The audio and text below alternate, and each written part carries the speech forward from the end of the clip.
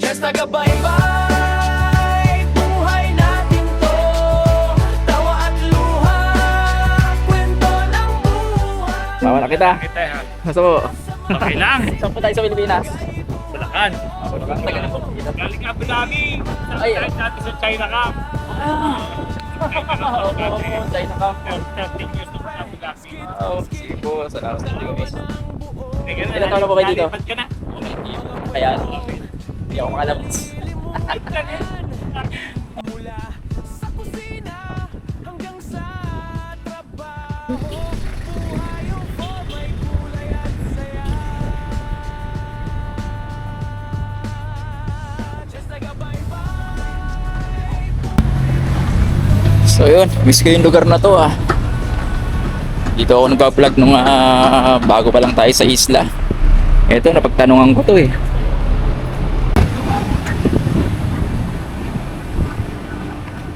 So yun, nakasalubong tayo ng isang kabayan. Security guard dito sa isla.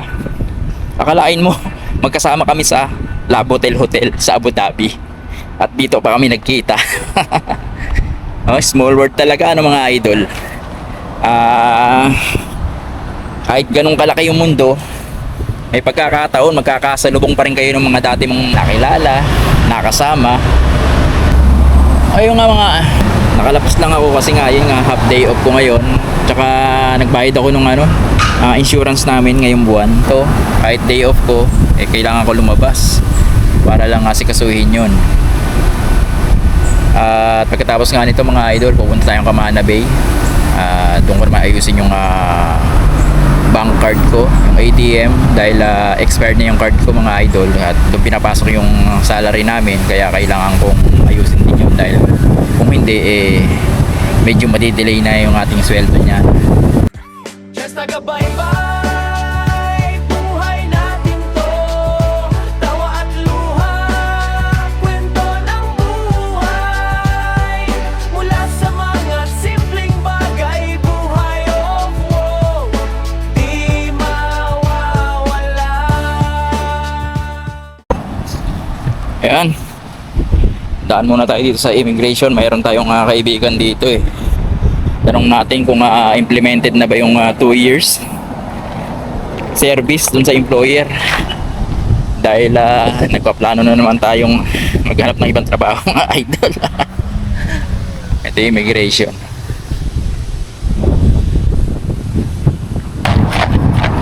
So yun, nakakilala naman tayo ng isang subscriber mula sa Pilipinas at kakarating niya nga lang dito sa isla.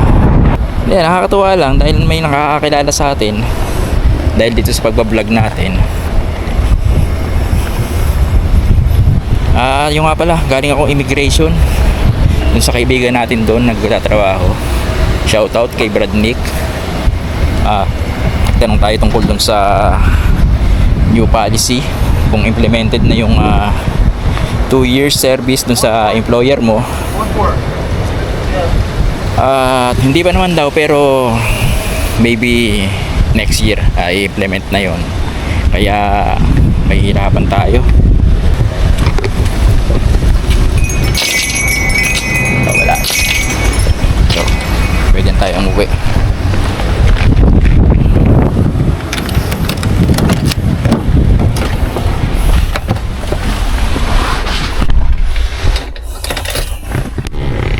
So yun nga,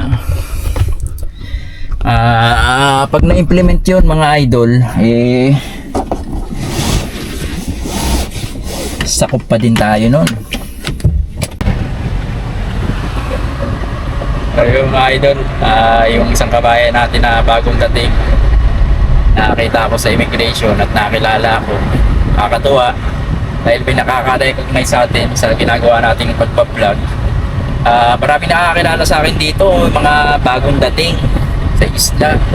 Kasi parang normal na yung pagpupunta ka sa isang lugar, hanapin mo sa YouTube, lalo na kung ano ba meron doon sa pupuntahan mo. Lalo na mga nag-a-apply dito, naghahanapin niya yung mga nagpa-vlog dito. Kasi ganun din yung ginagawa ko noon. Yun, doon ko nga nakilala sila Idol Rob. tsaka si Miss Aidin, mga panahon na yun, dahil pagkapunta ka talaga sa isang lugar, hahanap ka ng vlogger eh. Kung ano ba yung meron doon, kukuha ka ng impormasyon eh. Kaya mga nakakakilala sa akin dito sa isla yung mga karamihan bagong dating.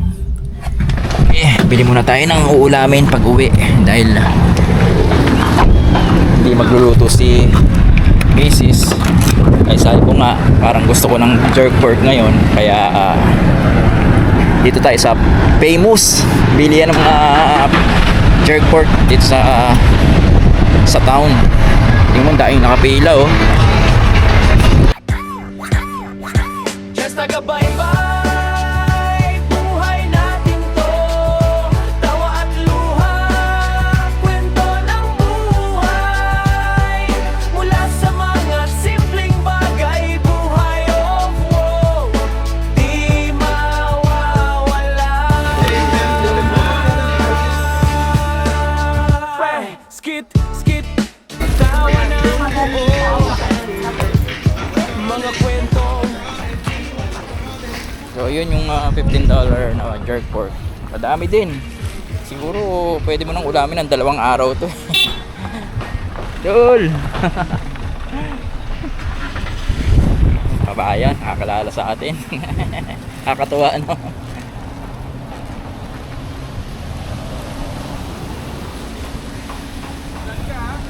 Oo! Musta?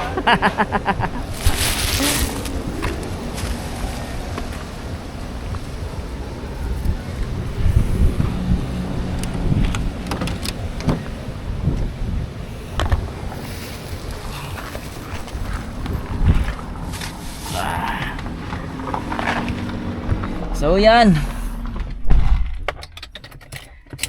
Ang huling gagawin natin ngayon ito. Yung ayusin ng aking ATM card. Tapos noon balik na tayo sa Quadra.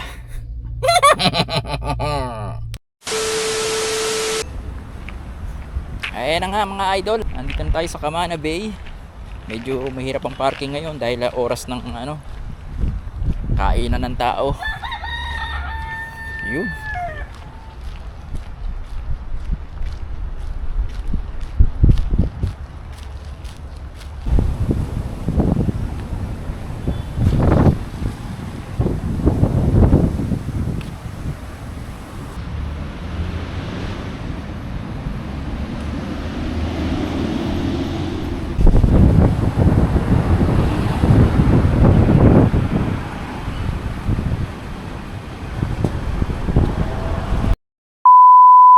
Yung mga idol, natapos natin yung dapat natin gawin ngayong half day off ko. Agoy! Ay, yun nga, napansin ko kanina sa immigration, ang dami pa rin talagang naghahanap ng trabaho, naghihintay ng permit. Kaya kailangan mag-isip-isip tayo kung tayo ba maghahanap pa ng ibang trabaho o dito na sa trabaho na to natin tatapusin yung ating nalalabing ilang taon.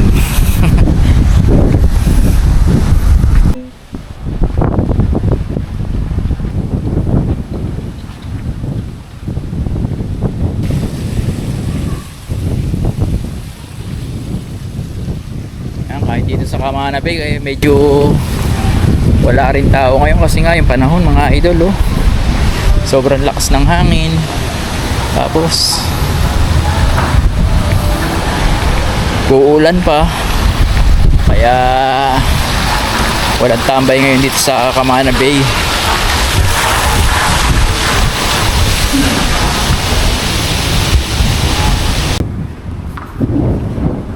Pero sa mga kabayan na gusto mag-work dito, wag kayong mawawalan ng pag-asa.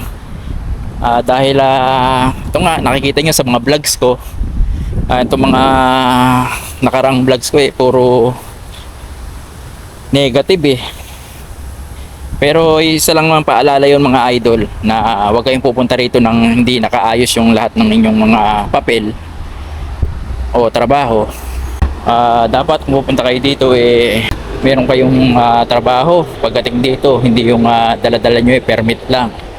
Lalo na pag na-implement yung 2 years work service dun sa ating mga employer, kung sino yung nag-permit sa inyo. Tapos ang dala-dala nyo lang papel, wala naman talagang trabaho. Nakakaawa lang kayo dito mga idol, napakahirap dito pagka walang trabaho. Kahit may umampon sa inyo, hindi naman tatagal na amponin kayo ng 2 taon. Kaya iba na rin yung sigurista tayo. May trabaho, maayos ang lahat pagpunta natin dito. Ay, so yan ang ating nagawa ngayong day off natin. Nakakalungkot dahil eto, paganto-ganto lang tayo, sundot-sundot. Pero nyo, no? Dati pag day off ko talagang lagalag tayo, lakad-lakad tayo sa taong. Pero ngayon sundot-sundot na lang tayo mga idol.